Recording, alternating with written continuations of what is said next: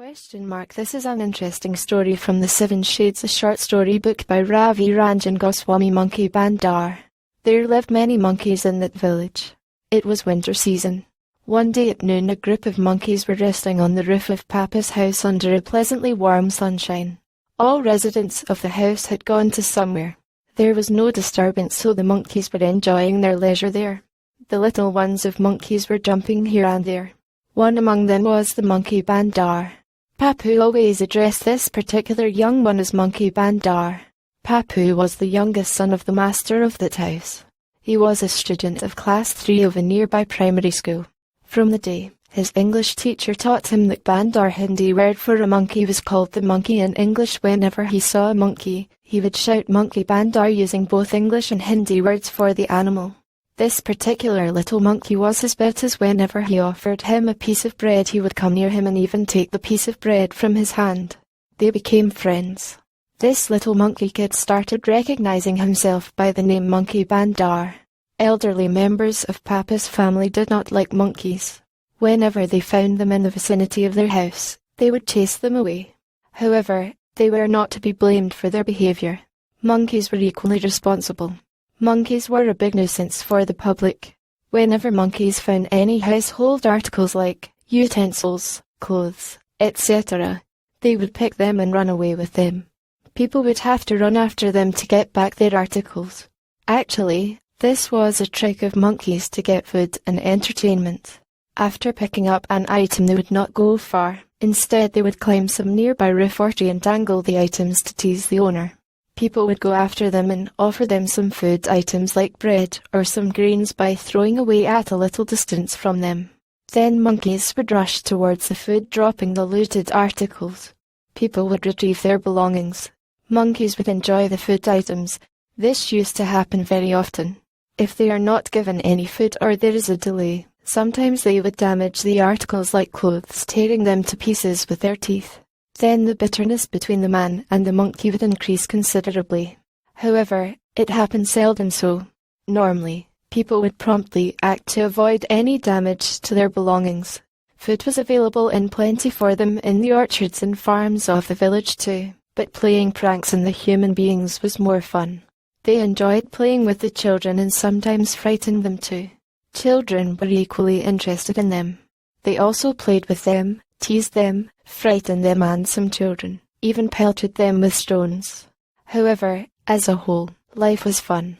Television did not reach the village by then. Cable TV was not even heard of. There was a rumor that TV was about to come to that village shortly.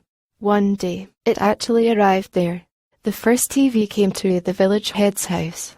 The TV antenna was installed on the roof. The antenna grid was fixed horizontally on top of a vertical rod. When the roof was empty, except the monkey Bandar and his group, they all started watching the antenna from all directions. This was a fresh object of curiosity for them. They were also a bit apprehensive also about this fresh object. Little monkeys were warned to keep distance. An uncle of Monkey Bandar was considered the smartest of the group. He moved ahead and went near the antenna. First, he cautiously touched the rod with hands. Then he tasted it with his mouth and tried to bite it with his teeth. When nothing adverse happened, he got more courage, climbed the antenna and started swinging from it. When he was engrossed in his examination of the antenna, and other monkeys were busy watching him, suddenly a son of the village head came running to the roof with a bamboo stick in his hands. He shouted angrily at them and chased them away, threatening them with the bamboo. They ran hither, thither, and climbed other nearby roofs and trees. Village head S son corrected the antenna, which had become tilted, and left the roof. Within a few weeks' time, majority of the houses of the village had televisions and antennas on their rooftops. The monkey Bandar had a feeling that something queer was happening in the village. There was a palpable change in the atmosphere of the village. As evening fell, the village had a deserted look. People locked themselves inside their houses. Children were not playing and making a cheerful noise in the streets as they used to.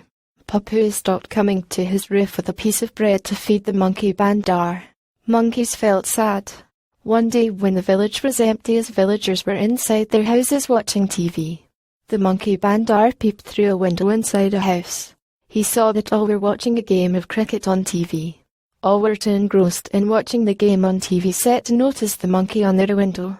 He went to several houses and peeped through the keyholes, windows and ventilators, and everywhere he found the same condition. Feeling tired and bored, he went to an empty terrace of a house and sat there in a pensive mood. Suddenly, he remembered the scene created when his uncle disturbed the antenna. How did it happen that the boy came that moment there in an angry mood with a bamboo to chase them away? He got an idea and decided something. The idea was risky, but he could not resist that. Next day, he invited all his friends to the terrace of an isolated building and had a meeting with them. There he told them his idea and made them agree to act as he had planned. As planned, in the evening when the majority of the people closed themselves inside their residences, watching TV, Monkey Bandar and his friends climbed roofs and terraces of the houses, where TV antennas were installed. Monkey Bandar was on the roof of Papu?'s house. At an appointed time, he shrieked in a special way, climbed over the TV antenna and started shaking it vigorously. This was a signal for all his monkey friends. They all climbed and shook their targeted antennas. They did this mass exercise for about half a minute and ran away. They hid themselves in the nearby trees. From there they saw that some persons came out of their houses, some went to adjust the TV antennas, a few women came out and started chatting, children started playing out of their houses. For some time at least the atmosphere of the village became lively. The Monkey Bandar and his friends liked this very much. After this incident, whenever they get bored, they would simply shake a TV antenna and run away. They had discovered a new way of teasing or rather interacting with humans. They enjoyed shaking a TV antenna mostly when there was any popular program running on TV and people did not want to be disturbed in the least. How did monkeys keep track of the most popular programs? People always wondered.